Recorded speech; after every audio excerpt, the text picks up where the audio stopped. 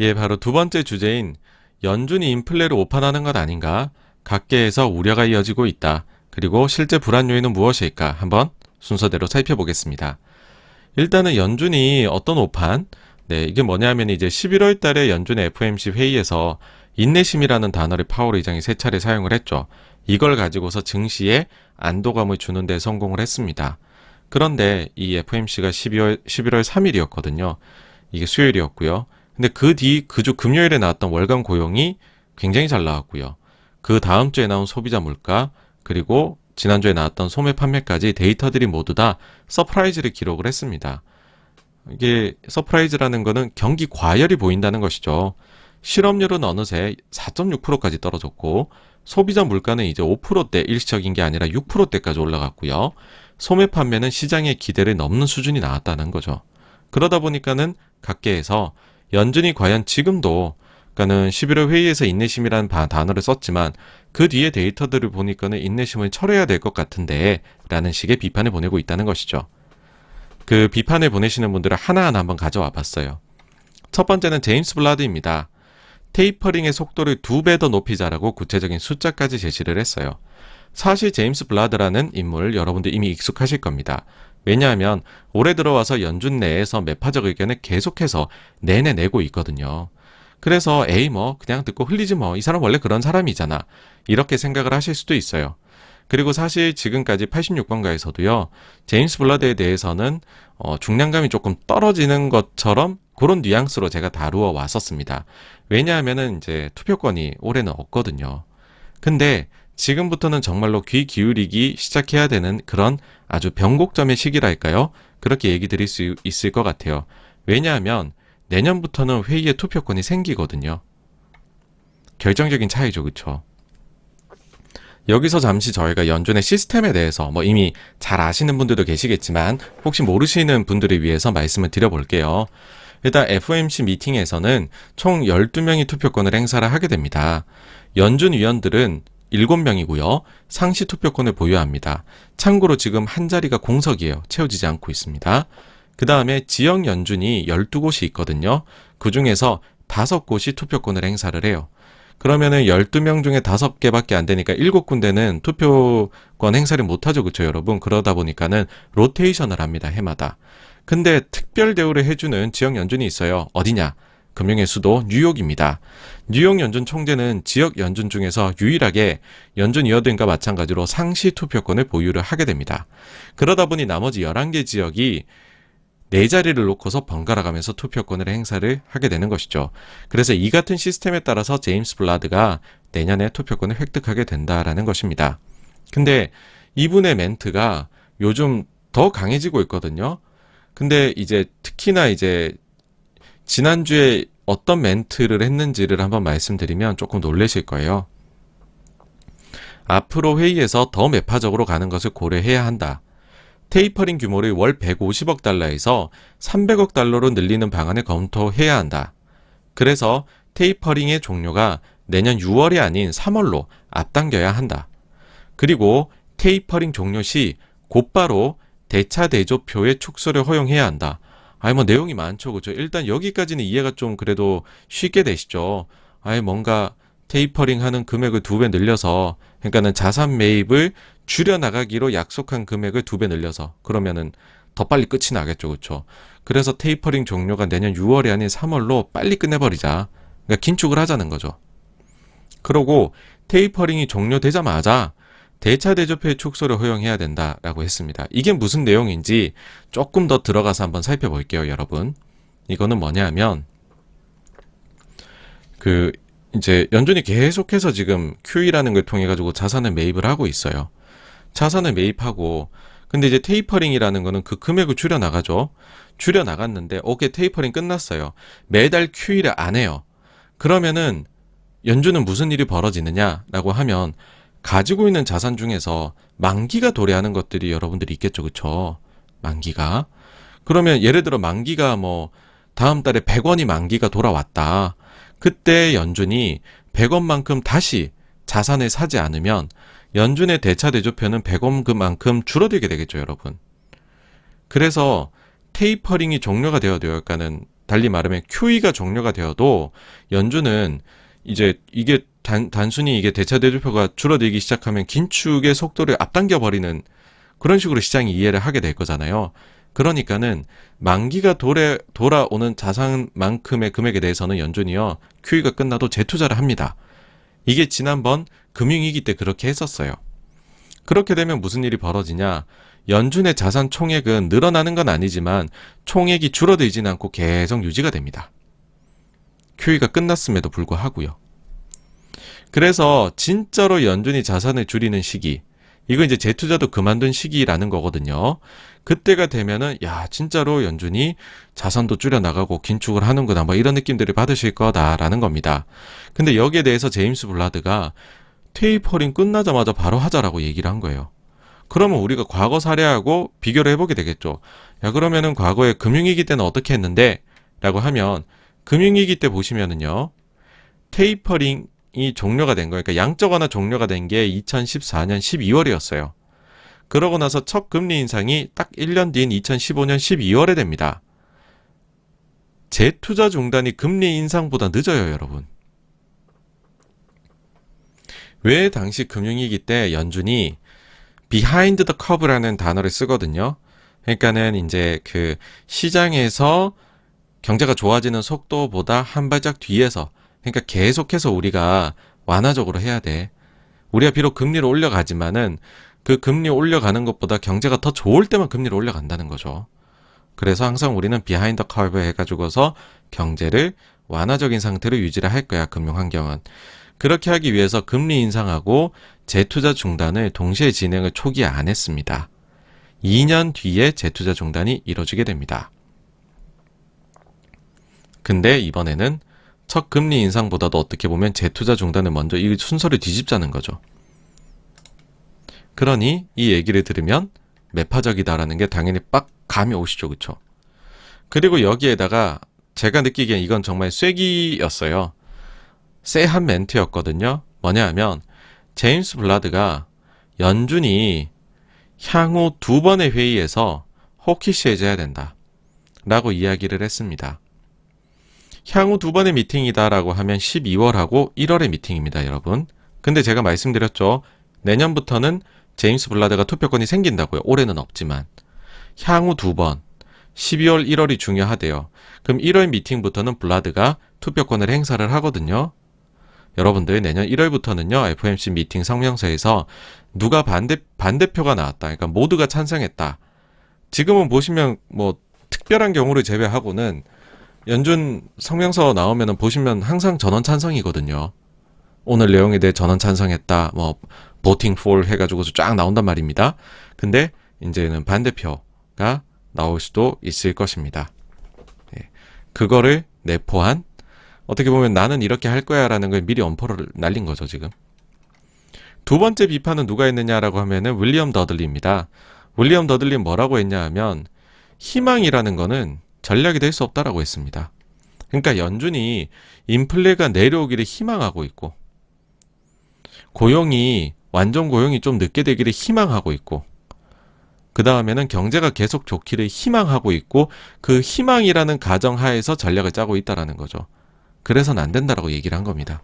이게 어디서 나온 내용이냐 하면은요, 15일 날에 윌리엄 더들리가 블룸버그에다가 사설을 작성을 한 게 있어요.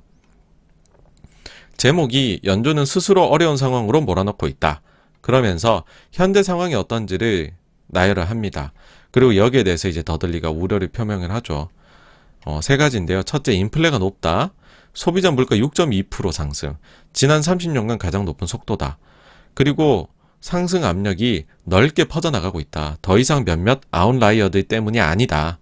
두 번째, 고용시장이 타이트하고 임금 상승이 가속화되고 있다.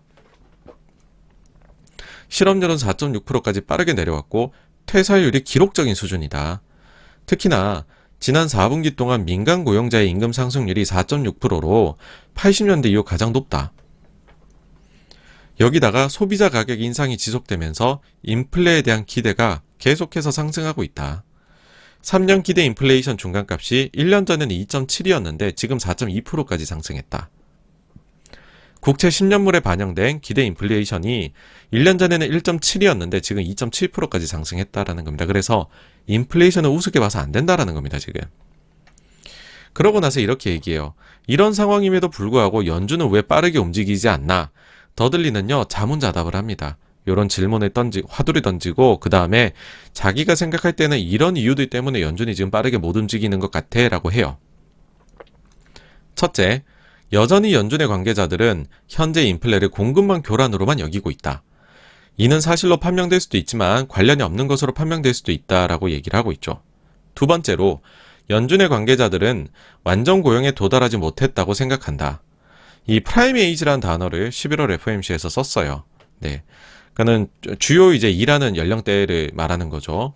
이 사람들의 근로자 참여율에 대해서 언급을 했는데, 요거를 이제 조목조목 비판한 건데, 어떻게 보면 직전 경제 확장기 때의 피크 대비해서 프라임 에이지 참여율의 경우에는 여전히 1% 이상 낮다. 오케이. 그러면은 뭐 실업률이 4.6이라고 해도 완전 고용 도달은 아직 많이 멀었네 라고 할 수 있는데, 이제 더들린 이렇게 얘기를 해요.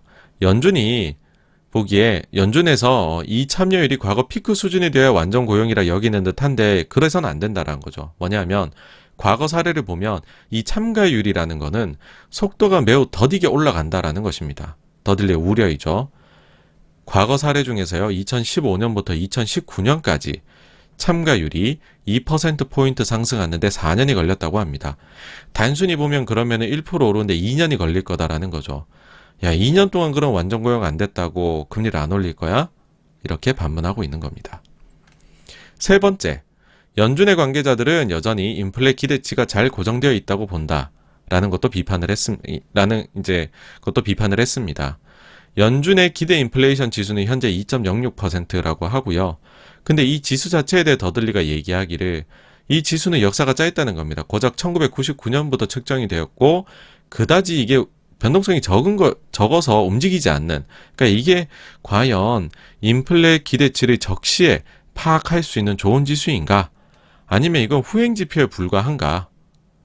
여기에 대한 평가는 시기상조이다 라고 해서 이 기대 인플레이션 지수를 보고서 인플레 기대치가 고정되어 있다라고 연준이 판단하는 거에 대해서 우려를 표명했고요. 그 다음 네 번째로요. 연준의 관계자들은 테이퍼링이 종료된 이후에야 금리를 올릴 수 있다고 믿는 것 같은데, 사실 이제 테이퍼링 시작이 늦었고 이미 늦었다고 막 판단해버려요, 이분은. 그리고 이거를 해결하려면 테이퍼링을 가속화하는 것밖에는 없는 것 같은데, 자, 여기서 이제 또 자문자답 한번 합니다. 그러면은 본인이 이렇게 우려를 제기를 했는데 제일 좋은 해결 방법은 무엇일까? 인플레가 진정되고 노동시장이 완화되기를 희망하고 기도할 것인가? 실제 표현이 hope and pray였습니다. 그러니까 이제 돌려가게 하는 거죠. 아니면 연준 위원들이 통화정책을 더 빨리 긴축하기 시작할 수 있도록 테이퍼를 가속화하는 것이 더 나을까? 이거 이제 본인이 생각하는 거죠. 이렇게 해야 된다라고 얘기하는 거죠. 근데 아주 이분 못됐어요. 두 옵션 모두 매력적이지 않다라고 얘기를 해버립니다. 그러니까 이미 많이 실기했다라고 얘기하는 거예요.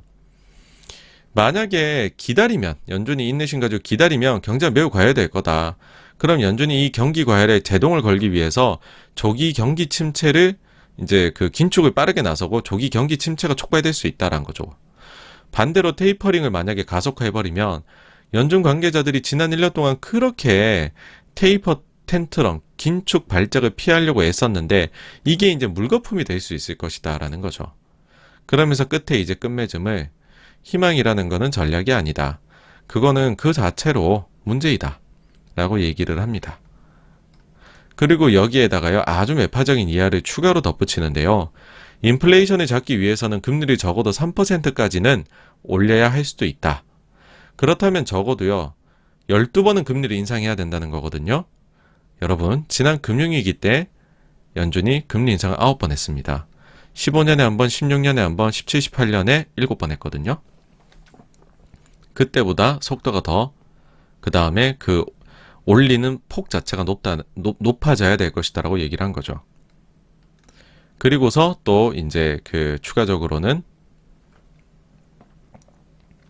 6월 혹은 약간 더 늦게 금리 인상이 시작될 것 같다. 그리고 사람들 생각보다는 금리를 더 높게까지 올릴 것 같다. 지금은 사람들이 1.75 정도로 보고 있다라고 이분은 판단을 해요. 그리고 probably라는 표현을 써서 아마도 3에서 4%까지는 올려. 그러니까 적어도 3이란 거지 3에서 4%라고 얘기를 하고 있습니다. 여기다가 전통의 매파인 이제 그 레커 전 리치몬드 연준 총재의 경우에는 3.5에서 4%가 가능해 보인다. 기준금리. 이렇게 또 얘기를 했습니다. 윌리엄 더들리, 그러니까 요 자리가 전 뉴욕 연준 총재를 지냈어요, 요 분이. 아까도 말씀드렸지만 지역 연준 중에서 유일하게 상시 투표권을 가진다 했잖아요.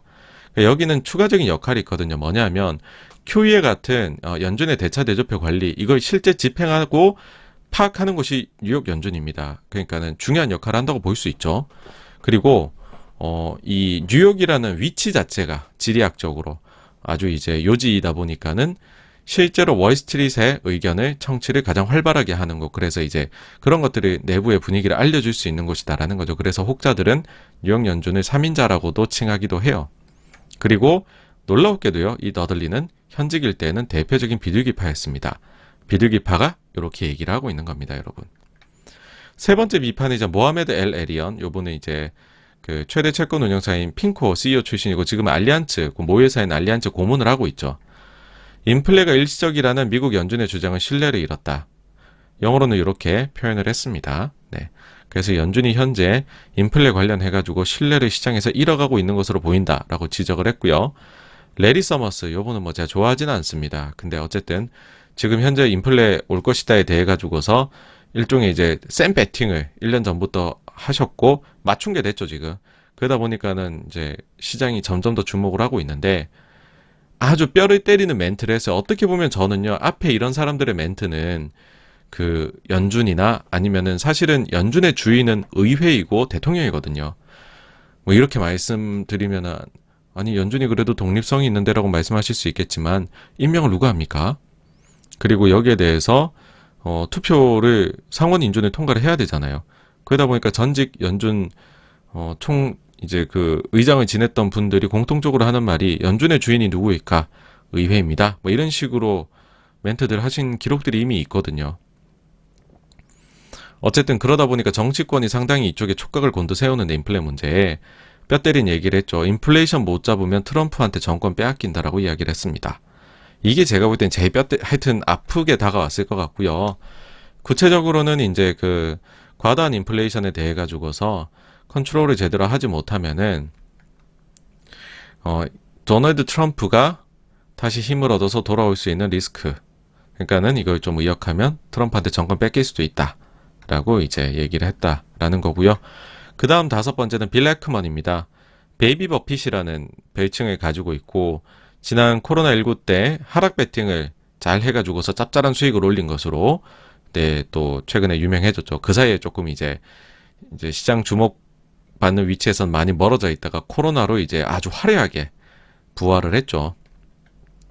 그리고 하락도 맞추고 저점도 맞춰서 4월 초에는 팬데믹은 곧 지나갈 것 해가지고서 포지션을 이제 낙관적인 포지션으로 바꿨는데 그 뒤에는 이제 증시가 올라서 또 거기서 또 먹었죠. 근데 여기가 지금의 전형적인 거품이다라고 이야기를 했고, 근데 사실 이게 최근에만 한 얘기는 아니에요. 3주 전부터 그런 얘기를 하고 있습니다. 많이 아프겠죠. 3주 전부터 안 좋은 시장 하락할 거야라고 포지션 잡고 있으면은. 근데 이제 베이비 버핏 이런 별칭을 가지고 있고 코로나 때 이만큼 기민하게 대처를 했던 사람이 어쨌든 하는 이야기니까 예, 요것도 이제 화제가 그래서 되긴 하더라고요. 이렇게 이제 주변부에서 우려를 표명하는 게 많이 있는데 근데 이제 이게 진짜 우려에 그치는 게 아니라 제가 볼 때도 불안 요인들이 보입니다. 뭐냐 하면 첫 번째로 인플레 관련해서 항목 중에 중고차 지수가 계속해서 화제잖아요. 이게 이제 4월, 6월 달에 특히나 대표적인 일회성 요인으로 꼽히면서 인플레이션을 엄청나게 이끌었었죠. 혼자서 3분의 1 이상의 인플레 상승 요인으로 작용을 했습니다. 근데 이게 지금 안정화되는 것 같더니 또 엄청나게 하이킥이에요. 지난주에 11월 상반월 데이터 나왔는데 또 올랐어요. 전월 대비 4.9%네요. 중고차 가격이 왜 이렇게 비쌉니까, 여러분? 어마어마하죠. 근데 이 중고차 맨하임 지수가 소비자 물가의 중고차 지수하고 약 한 2개월 정도 시차가 있는 것으로 알려져 있죠. 코릴레이션이 요거 2개월 시차로 해서 계산해보면 제일 높게 나오거든요, 실제로. 근데 여기 보시면요, 여러분 숫자를 실제로 보시면 여기 이제 2021년 5월이죠. 5월 때까지 오르고 6월에 조금 빠지고 7월에 더 빠지고 8월까지 안정화가 됐죠. 그러고 나서 9월, 10월, 11월에 또 투더문 하늘 높이 올라가고 있습니다. 6, 7, 8월이 다시 한번 정리해 볼게요. 6, 7, 8월이 안정화가 되었던 시기이고요. 두 달의 시차가 있다고 말씀드렸죠. 2를 더해봅니다. 각각. 그러면 8월, 9월, 10월 물가 CPI 소비자 물가 지표에서는 중고차 지수가 안정적인 역할을 했을 것이다 라고 유추해 볼 수가 있죠. 실제로 그랬나? 확인해 볼 수 있죠. 10월 물가까지 나왔으니까. 보시면 8월에 중고차 마이너스 1.5, 9월에 마이너스 0.7, 10월에 플러스 2.5로 다 더해보신 보합입니다. 안정적이었어요. 진짜로요. 반대로 4월, 6월 달에 맨하임이 막 치솟고 이럴 때에는 플러스 10%, 플러스 7.3%, 플러스 10.5%. 전년 동기 대비가 아닙니다, 여러분. 전월 대비입니다. 전월 대비 차값이 5천만 원 하던 게 5,500이 된다는 거거든요. 자, 그러면은 8월 데이터까지였고 9월 올라갔죠. 10월 더 올라갔죠. 11월 더 올라간다고 말씀드렸죠. 퍼센트로 해보면요. 그리고 이제 여기 이제 오른 폭만큼을 플러스 2개월 해보면 11월 달에 플러스 5.3%, 12월에 플러스 9.3%, 내년 1월에 플러스 5%가 나올 수가 있습니다. 지금 소비자 물가에서 중고차 지수 쪽이요. 이렇게 나와버리면은 또 지금 중고차 지수 혼자서 거의 뭐 한 30% 20, 30%의 추가적인 인플레이션 상승을 이끌 요소가 됩니다. 자, 이렇게 계속 나오면 일단 이거는 거의 확정적인 거잖아요. 연준이 과연 이렇게 계속 나와도 인내심을 발휘를 할 수 있을까라는 생각이 첫째 드는, 이게 그래서 불안 요인이다라는 거고요. 그러니까 일회성 요인들이 잠깐 안정화됐던 시기거든요. 그 뭐 허니문 시기라고 할 수도 있고 스위스팟 포인트였다라고도 말씀을 드릴 수 있는데 이제 그건 끝났습니다. 이제 나올 지표부터는 그건 끝났어요. 일회성 지표들도 이제는 또 다시 달립니다. 과연 연준이 어떻게 표현할지가 저도 궁금하고요. 두 번째 불안 요인은 날짜가 겹쳐요. 안 좋은 것들이. 뭐냐 하면 부채한도 협상 관련해서 12월 15일이라고 아까 앞서 옐런 재무장관이 말했다고 했잖아요. 근데 하필이면 연준의 12월 FOMC 회의가 15일이에요. 겹칩니다. 예. 다음으로요. 세 번째는 아직까지도 연준 의장 결정 안 됐다. 그러니까는 이제 연준의 그 리더십에 관한 거예요. 구성이랑. 의장이 아직 결정 안 됐어요. 그 다음 연준 구성 자체에 문제가 발생할 수도 있어요. 그 다음에 내년 2022년도는 매파 드래그가 될 수 있어요. 라는 겁니다. 자, 일단 의장부터 보죠. 바이든 대통령이 이번 주 내로 선정하겠다고 했어요. 익명의 소식통. 다음 주 추수감사제까지는 임명한다고 했어요. 일단은 임명이 좀 빨리 됐으면 하는 생각이고요. 그래야 저희도 이제 판단을 하니까. 그 다음에는 이 연준 구성의 문제라는 건 뭐냐 하면요. 이미 연준 위원 7자리 중에 한 자리 공석입니다. 안 뽑고 있어요. 아직까지. 12월 말 한 분 떠나요. 퀄스. 22년 1월 또 한 분 떠납니다. 클라리다. 여기까지 생각을 하면은 그러면은 공석이 하나에서 2개, 3개 늘죠. 그 다음에 파월 재선인 문제까지 있죠. 그러면 상시 투표권을 가지는 7자리 중에서 4자리를 민주당이 드디어 공화당 판에서 민주당 판으로 바꿀 수가 있는 찬스가, 일생일대 찬스가 지금 왔다는 겁니다. 그러니까 7명 중에 지금 4명입니다. 근데 이게 이제 이렇게 생각을 해볼 수가 있어요. 그러면 민주당이 야, 일생일대 찬스야. 이때 우리가 전부 민주당 판으로 우리 원하는 색깔로 채우자 해버리면 이게 상원에서 인준을 통과해야 된다고 말씀을 드렸잖아요. 지금 상원은 50대 50이란 말이에요. 잘못하면은 상원에서 이게 좀 삑사리가 날 수 있다는 거예요. 그러니까는 민주당에서는 바이든 대통령은 당연히 패키지로 통과를 시키고 싶겠지만 그 안에서 누구 되고 누구 안 되고 싸우다 보면 A씨 다 일단 못 통과시켜줘 하고 뻗대버리면 선정이 안 돼버리면 그래서 이게 결론이 안 나버리면 그러면은 이게 매월 회의할 때마다 한 사람씩 지금 투표하는 사람이 줄어요. 연준 구성 자체가 감소한다는 거죠. 지금 회의 정원에서 잘못하면 내년에 3분의 1이 자리 없을 수도 있다는 겁니다. 네. 그 다음에 매파적으로 간다는 건 뭔 얘기냐면 지역연준위원들이 돌아가면서 투표권 행사하는 게 이제 네 자리라고 말씀드렸잖아요. 지금 현재는 보시면은 이제 그 바킨, 보스틱, 데일리, 에반스 4명이에요.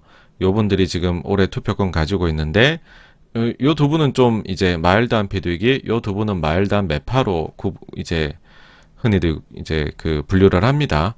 근데 2022년도에는 보시면은요, 지금 신규로 들어온 사람이 메스터 매파죠.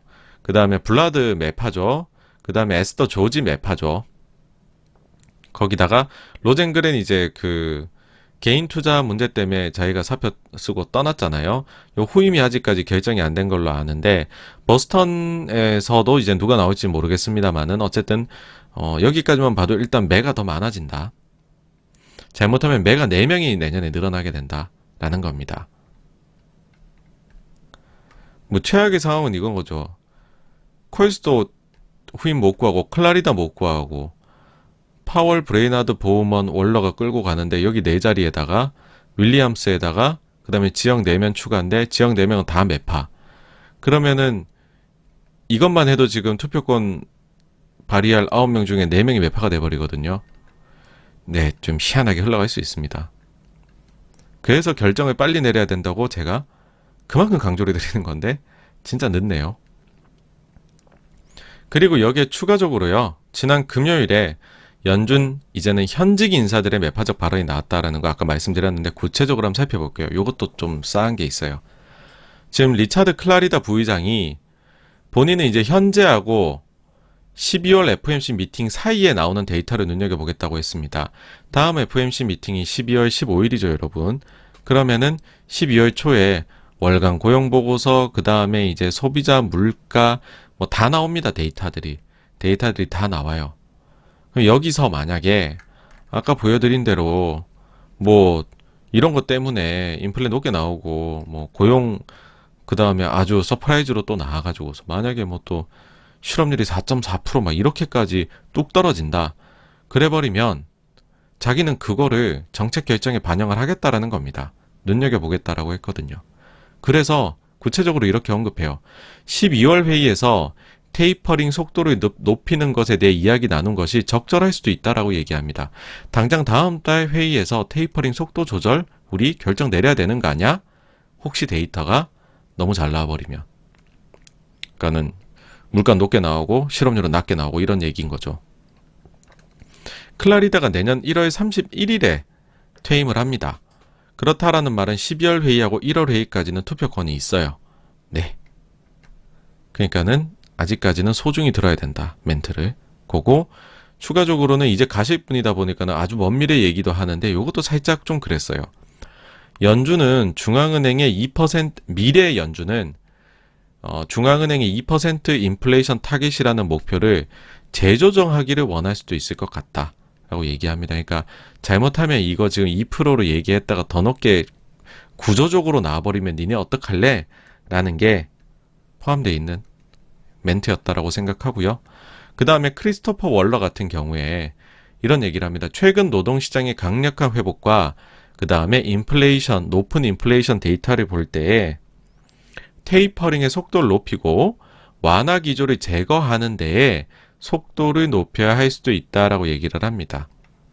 굉장히 긴축적이죠. 그리고 이제 이런 멘트를 또 추가하시는데요. 향후 나오는 데이터를 모니터링 하겠다. 뭐 어떻게 보면은 지금 클라리다하고 의견이 똑같은 거죠. 향후 데이터가 높으면 의견 바꾸겠다라는 겁니다. 매파적으로.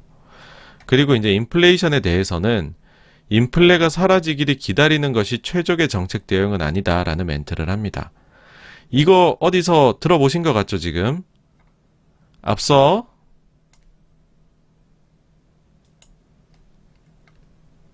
요 멘트하고 상당히 겹치죠. 그래서 뭔가 저걸 좀 차용해서 얘기하는 거 아니냐. 그게 아니다라면 이제 전 뉴욕 총재의 의견에 크리스토퍼 월러의 경우에는 상당히 동의하는 것이 아닌가, 라는 생각이 듭니다. 요분이 사실은 트럼프가 물러나기 직전에 밀어넣은 공화당 인사죠. 원래 이분은 막 대단한 정책 결정 자리에 있던 분도 아니었고 이코노미스트도 아니고 저희 보시면은 이거 딴 얘기입니다만은 프레드라고 해가지고서 연준 홈페이지 말고서 연준이 제시하는 각종 그런 것들, 자료들 아주 그 시각화해가지고 볼 수 있는 그 사이트 있잖아요. 그거 담당자였는데 뭐 어떻게 뭐 나쁘게 말하면 눈에 띄셔가지고서 지금 연준에서 14년짜리 위원을 하시게 된 거거든요. 어쨌든 근데 여기도 지금 매파적인 얘기를 했다는 거고요. 자, 그러면 이런 생각 드실 수가 있습니다. 아니 뭐 그 현직이 이런 얘기하는 건 오케이. 근데 뭐 전직 뭐 좀 이름값 있는 사람이다라고 해도 그런 양반들이 하는 얘기까지 우리가 그렇게 귀를 기울여야 되느냐? 아이고 주식하기 어렵네. 86번가 뭐 저런 것까지 보느냐라고 하시는데 뭐 어떻게 보면 제가 가장 강렬한 최근의 예시 하나 들어드릴게요.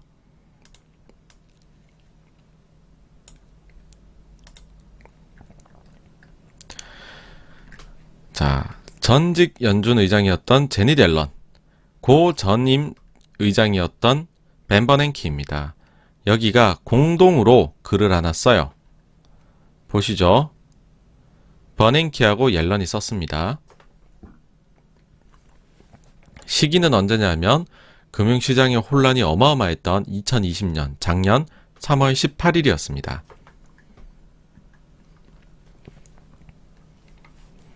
여기에서 이제 이때 당시에 혼란이 가라앉지를 않는 거예요. 혼란이 가라앉지 않다 보니까는 상당히 강력한 표현을 써가지고서 코로나로 인한 그 장기 데미지를 반드시 줄여야 되는데 그러기 위해서는 지금 연준이 쓰고 있는 뭐 이때만 해도 금리 내리고 뭐 자산 매입하겠다 그러고 이랬거든요. 그걸로 부족하다고 얘기했습니다. 이때만 해도 이슈가 뭐였냐면 연준이 국채 다시 살게 오케이 과거 QE 했던 것처럼 그 다음에 MBS 살게 과거 QE 했던 것처럼 에서 그쳐요. 근데 옐런하고 버냉키는 속이 타는 거죠. 아이고 이 답답한 양반들아 니네 그 정도로만 해서는 이 사태 해결 안 돼. 우리가 힌트 좀 줄게. 우리가 좀 조언을 해줄게. 이거 좀 정책에 반영해 라고 하면서 얘기한 게 뭐냐면 중앙은행이 이제는 회사채까지 사야 될 수도 있다 라고 얘기를 합니다. 요게 언제냐? 버냉키하고 옐런이 3월 18일에 썼습니다. 기억해 두세요.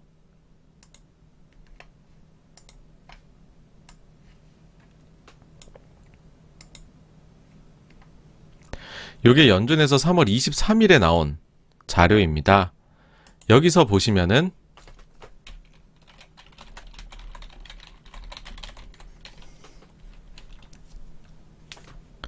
회사채를 매입하는 프로그램이 이때 가동이 되기 시작을 합니다. 예. 비난도 많았죠. 아니 민간의 회사채를 연준이 왜 사냐. 그런 얘기도 했지만은 이날 강력한 결정이 나오게 된 겁니다. 3월 18일에 전직 연준 의장 2명이 조언을 했고 그 사이 주말 이틀 껴있거든요. 그거 제외하면은 사실상 이제 3일 만에 이런 긴급안이 나오게 된 건데 연준에서 회사채도 저희 매입할게요 라고 얘기를 합니다. 그리고 당시에 시장은 어떻게 반응을 했느냐. 여러분들 차트 한 1년짜리 쭉 끄어 보십시오. 여기요 저는 이제 S&P 500으로 했는데 다 똑같습니다. 이번 코로나 증시 때에 저점이 며칠인지 아시나요? 여기 나오죠? 3월 23일입니다. 결국은 회사채까지 매입하겠다라고 하면서 저점을 잡았던 거거든요.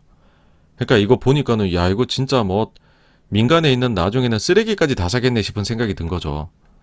그러니까는 이 정도의 의지면은 증시 반등하겠네. 자산시장 반등하겠다. 예, 그 의지가 나타났고, 예, 이렇습니다, 여러분. 그러니까 연준이 어떤 때는 하기 힘든 말들이 있어요. 그런 거를 전직 연준 고위직에 있던 사람들은 하기가 쉽잖아요. 그래도 뭐 현직은 아니고 전직이니까 좀 바른 말도 할 수 있는 거고. 그러면은 그걸 받아들여서 마지못해 이렇게 정책에 반영을 할 수가 있죠. 그래서 저는 조심스레 약간 이제 그런 그림이 느껴져요. 전직이나 아니면 투표권 없는 사람들이 매파적인 얘기들이 막 많이 해주고 그것들이 차차 연준 위원들 입에서도 그와 흡사한 표현들을 하기 시작을 하는 것, 그렇다라는 거는 그쪽으로 하고 싶다라는 걸 표현하는 거라고 보거든요. 그래서 뭐 물론 안 믿으셔도 전혀 무방합니다. 예, 여전히 연준이 어떻게 돈 푸는 걸 멈출 수 있겠어? 연준은 항상 자산 가격을 올릴 거야. 긴축은 절대 꿈도 못 꿔. 라고 하실 수도 있겠지만은 연준을 그래도 나름 오랫동안 지켜본 제 입장에서는 이렇게까지 매파적으로 계속해서 이 조타수를 돌리는 경우는 잘 못 봤다. 예, 그래서 이런 경우에는 조금은 조심해야 되겠더라. 예, 라는 생각이 든다라는 겁니다. 그래서 여기까지가요. 연준의 인플레 오판과 관련된 내용이었고요. 다음으로 넘어가도록 하겠습니다.